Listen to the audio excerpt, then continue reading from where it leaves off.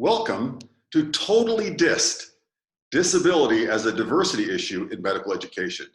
Hello, I'm Jeff Cain. I'm one of the co-presenters today. I'm a clinical professor at the University of Colorado and a past president of the American Academy of Family Physicians.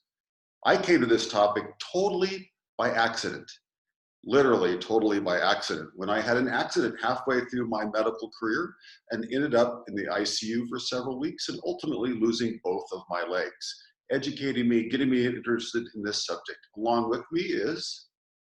I'm Alicia Wong. I'm a recent family medicine graduate from the University of Colorado Family Medicine Residency, and I'm starting a fellowship in health services research focused on disability health equity in the fall. I also have a disability. I was born with mine and went through medical school and a residency with it.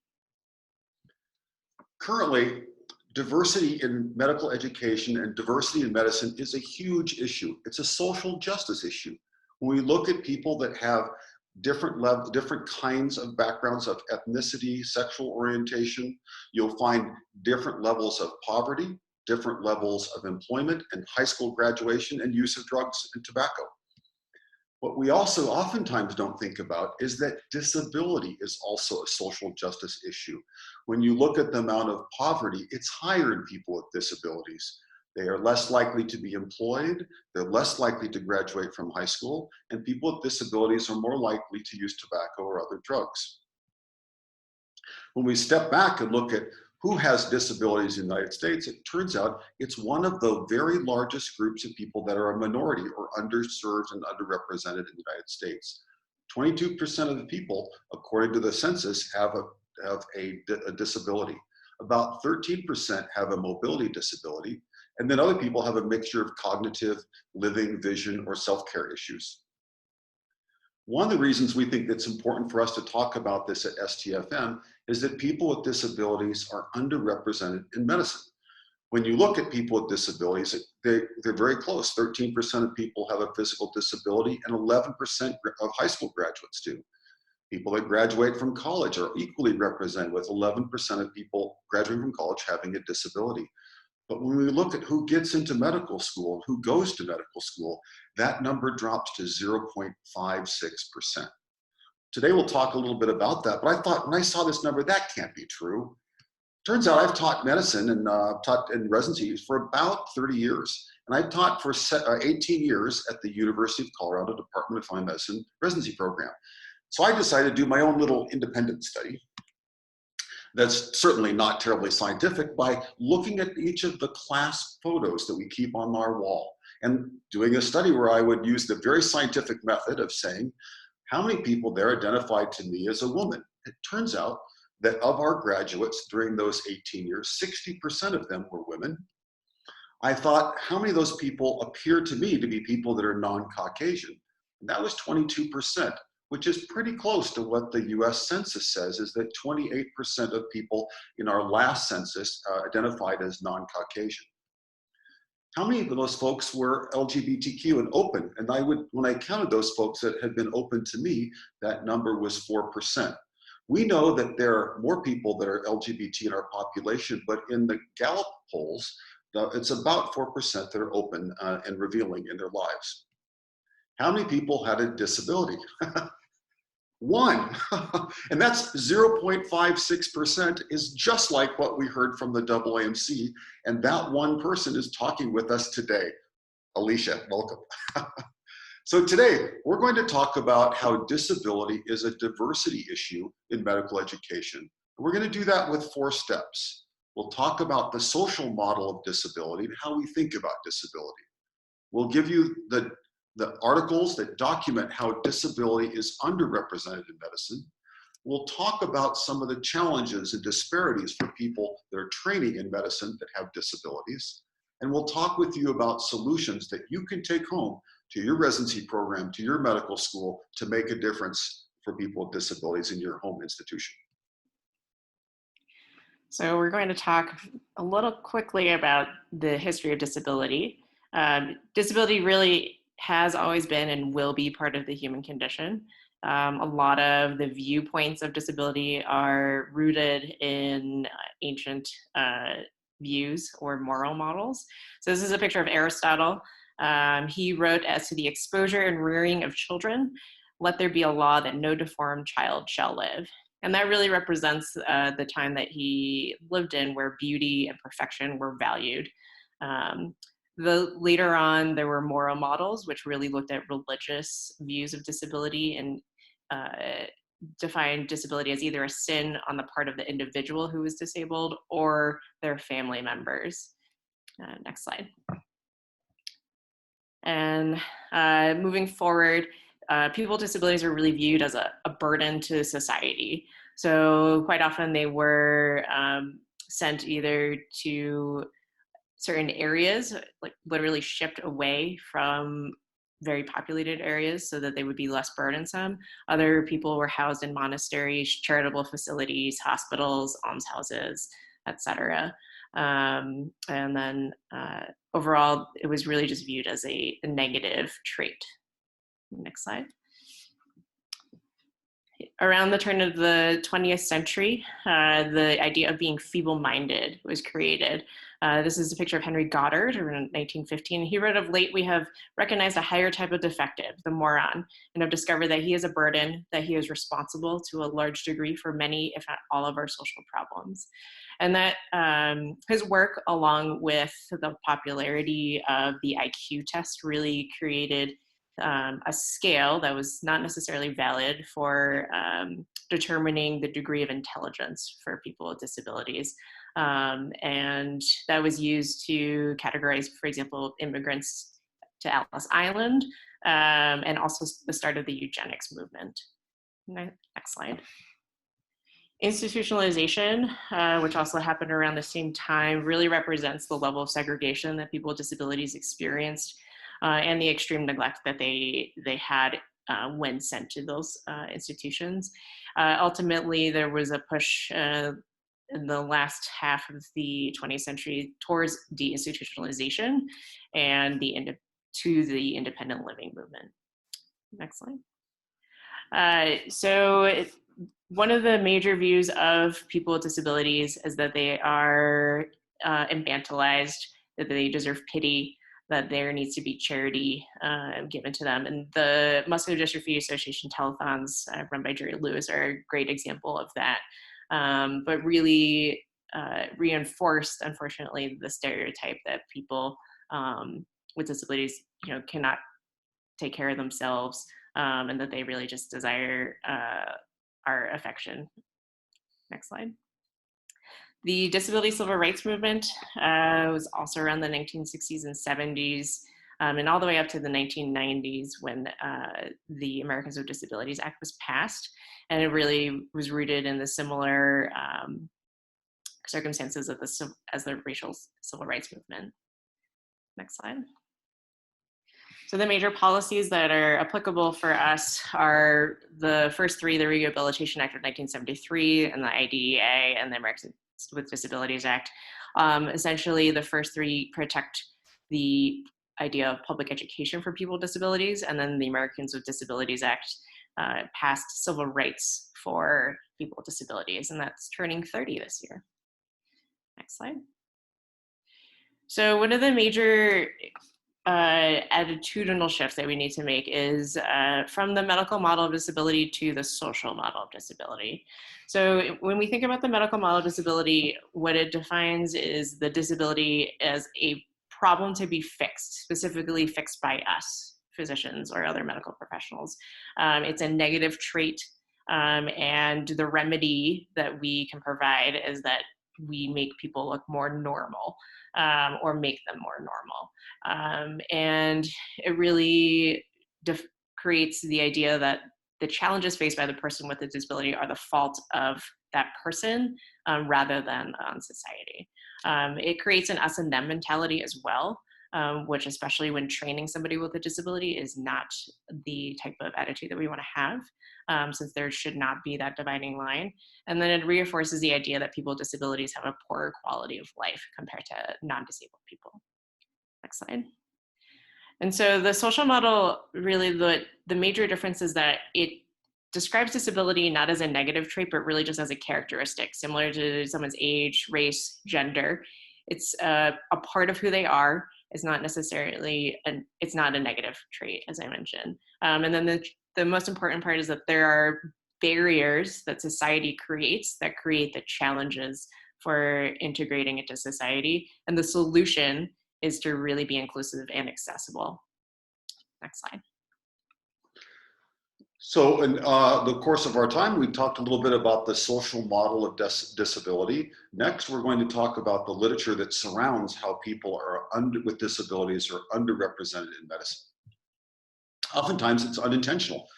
As we've been talking more and more about disability inside medical education, here's the diversity page and our commitment to diversity from my own residency program. It talks specifically about we will look for traditionally underrepresented people in medicine without regard to race, ethnicity, socioeconomic status, sexual orientation, gender identity, and religion. It's one of the ironies is that we did not include disability in that. And we've since corrected that, and I'll show you that later. The AMA has, in the Journal of Ethics, has had a wonderful article that talks about how we are falling short in including people with disabilities in medical education and in practicing physicians. The American Association of Medical Colleges, the AAMC, has published a series of articles. This article from 2012 talks about how people are underrepresented in medical education that have disabilities, and also that there's not a consensus about what we're using for technical standards. Technical standards are the physical attributes that people have that need to have to be able to be admitted to medical schools, and are a list of criteria or a gateway, or one might even say a barrier like a step for accessibility to medical schools. This article from 2016 suggests that they've studied technical standards in the AAMC, and that they show that most technical standards that they surveyed did not include reasonable accommodation for students with disabilities as required by the ADA. They suggest in this article that there may be a legal risk for medical schools and graduate medical education programs that don't include those accommodations. And they suggested that there should be further study about what the challenges were. So the University of Michigan has done just this study, where they have since then studied the technical standards by surveying medical schools across the United States. And what they found is that over half of the technical standards were very vague about how people with physical disabilities would be evaluated as candidates for acceptance. Only 1/3 of the technical standards actually said outright that they would accommodate people that had a disability, and that information about disability or how to be able to have a conversation about it was missing from more than half of the medical school websites. One of the things that's very important when you look at these technical standards is to realize that we're now at a time, if we need to include people with disabilities, that we need to change the way that we think about technical standards.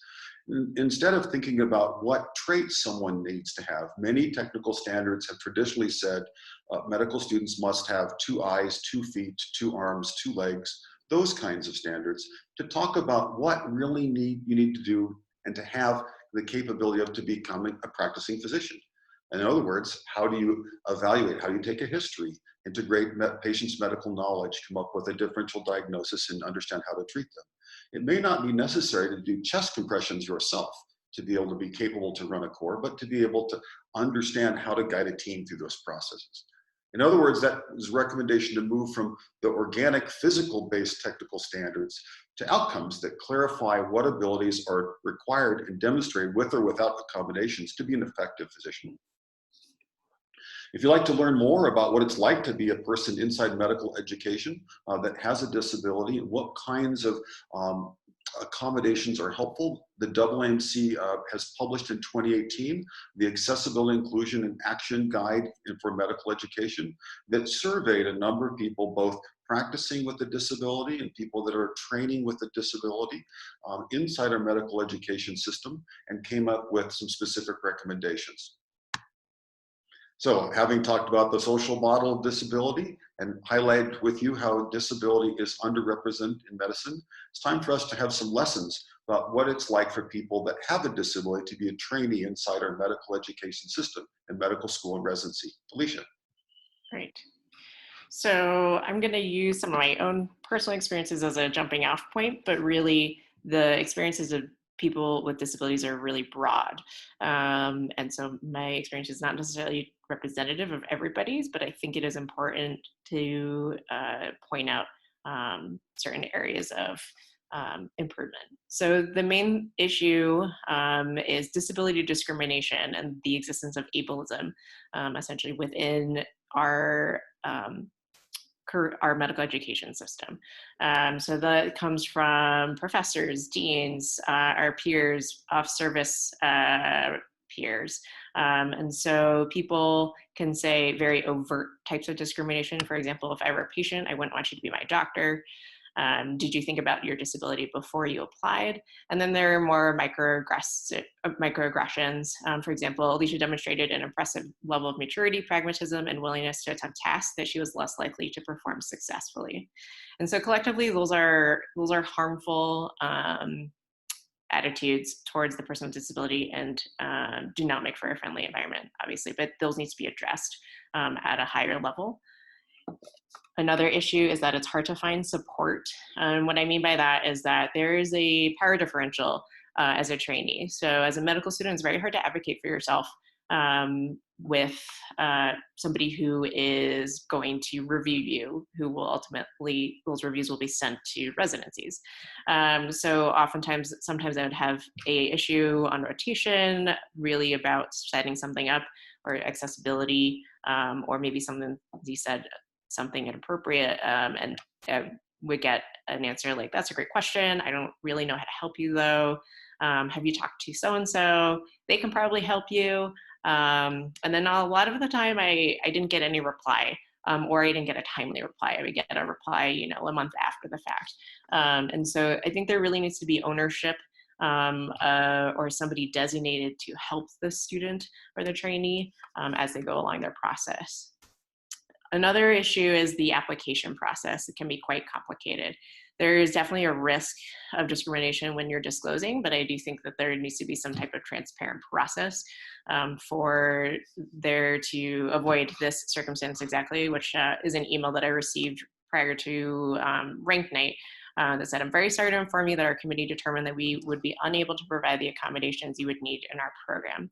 So that program decided not to rank me and just told me about that ahead of time, but I did spend time and money and effort to interview at that program and did disclose. And so I think there needs to be some type of process to avoid that type of circumstance, and also so that you don't spend most of your interview kind of discussing your disability with the program director, and really just focusing on your assets as a potential resident. I would say that I did apply to 3 separate specialties, mainly because I was worried about disability discrimination in residency. And of the 15 programs that I applied to in family medicine, I only ranked 2 in my top 10 compared to pediatrics and rehab, which were a little bit more amenable overall. So I think this is a really important thing for family medicine as a whole to work on. And keep in mind that the applicants, what's different is that applicants really prioritize where they will feel safe and supported, rather than necessarily, rather than alone kind of where they want to go, like other applicants. And I ended up at a program that was great in what I wanted, but I think it's just something to keep in mind as you create your recruitment process for both residencies and for medical school. Other issues to keep in mind are overall, like Jeff said, there's only 0.56% of us, and I think there's about 2% of us with disabilities overall who have self-disclosed to the institutions that they attend, and there's a lack of knowledge and experience by faculty in supporting people with disabilities.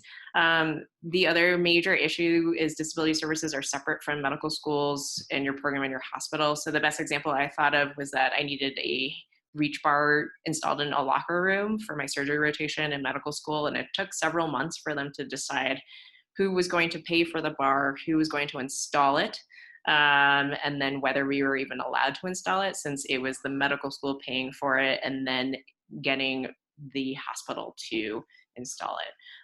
And it eventually got installed too late after the fact, so it was not done in time. So there's also a stigma of accommodations in a competitive environment, and that stigma exists, in high school and college as well. But I think because of medical school and the nature of it, it is a little bit heightened in medical education. And so that's something else to keep in mind, where you have to self-disclose your disability in order to get accommodations, and then really raises, kind of sometimes will shift the idea of what is fair, rather than what does the student or trainee need.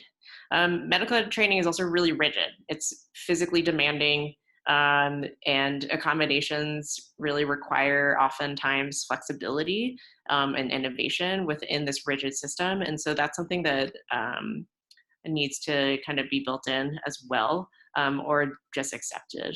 And the physically demanding aspect really requires flexibility in scheduling, or making time for medical appointments, things like that.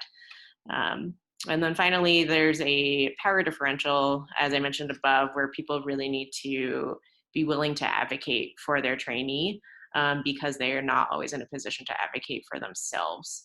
And really stepping up and doing that, and self-identifying, taking ownership of that is important.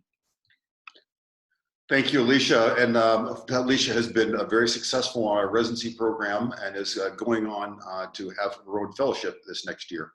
One of the things, as we're talking about diversity education, that we may read about, is about the medical education and the minority tax. What we know is that if people are of a different ethnic minority than the majority of people in the field, that oftentimes they have an extra layer of work that's put upon them. It's their job to be able to interpret the rules that are different between the cultures. It's oftentimes their job to be able to volunteer, to be able to talk about the issues of diversity and the inequality inside our healthcare system. Similarly, there's also a disability tax for people that have a disability inside medical education. Those involve things like the extra level of planning. If you have a mobility challenge and you use a wheelchair, you have to literally pre-think and pre-visit every single rotation to see if you can literally get in the door. Oftentimes, hospital rounds have extremely long distances. And if you have the ability to walk but have a limited step count during the day, you have to be able to pre-plan and understand that. If you have to ask for accommodation every time you do that for each one of your rotations, that takes extra time, extra work, both physical work, time amount, and emotional work. And believe it or not, there's now even a perception among some people, well, that's unfair that the person with a disability has an advantage because they can have an accommodation for the amount of time for a test or the amount of steps or the kinds of specific call that responsibilities that might have to be changed for an accommodation. So why talk about integrating people with disabilities into medical education? From the AAMC, just like any other diversity issue, we know that if we include people that have diversity, that we increase patient satisfaction and compliance. When we include people with disabilities in medical education and in the medical care system, we'll be increasing our patient satisfaction and compliance. We know if you train someone with a disability next to somebody that normally has the medical model of thought process about disability, they see people with disabilities as equals and colleagues, and it changes more towards the social model of inclusion. It's important, according to the AAMC, to include understanding about disability culture and how to talk with people with disabilities as a caregiver, and to include those parts in your curriculum. And lastly, the AAMC reminds us that this isn't just a feel-good issue, this is also case law, that we in medical education are behind in integrating the rules of the ADA and actually are under legal threat of having high-level suits for not being able to do that, which would be costly and challenging. So we promised we'd work through 4 stages: the social model of disability, disability as underrepresented medicine, and we would talk about disparities for people that are training inside medical education. The last thing we'd like to do is leave you with some specific skills and things that you could do in your own home programs. You know, when I was president of the Academy of Family Physicians, I would oftentimes teach about advocacy, and there were 3 steps. First, you tell your story. Second, you define the issue. And third, you make an ask. Today, we've told our own personal stories about disability. We've defined how disability is underrepresented. And now it's time for the ask. As you finish this program with us today, I'm asking you to, number one, look at your diversity statement, whether that's in your medical school or your residency, and check to see if you have included disability in that diversity statement. That's an easy softball thing for you to be able to do and take home and change and make a difference in your program right now. You can see here at the University of Colorado, we were able to take almost that exact same and include it in terms of the diversity clinic and our diversity statement. Secondly, it's time to update your technical standards. If you're in a residency program, if you're at a medical school, look those up. They're pretty easy. You Google technical standards, University of Colorado School of Medicine, and up pops the technical standards for admission. And it might seem like it's pretty hard to be able to come up with new technical standards, but there's a guideline out there from the University of Michigan who's actually published their technical standards that are functional based, that are helpful to be able to use as models for your own. Thirdly, we're asking you to increase the support that you have for trainees with disabilities. And gosh, that sounds like it's so hard. There's so many different kinds of disabilities, and how would we accommodate? If only there was a guide to be able to help us, to be able, it turns out that the University of Michigan also published, and UCSF have published a guide to assisting students with disabilities. That's available through Amazon.com. All of these resources and all of these articles are included in the resources that we have attached as a PDF to this talk. So we want to thank you all for including us in your STFM conference. We think it's important that people understand that people with disabilities are underrepresented in medicine, have a key contribution they can make, but won't be able to make it without your dedication and your action. So thank you for joining us today, and thank you for most of you staying awake. Have a very good conference.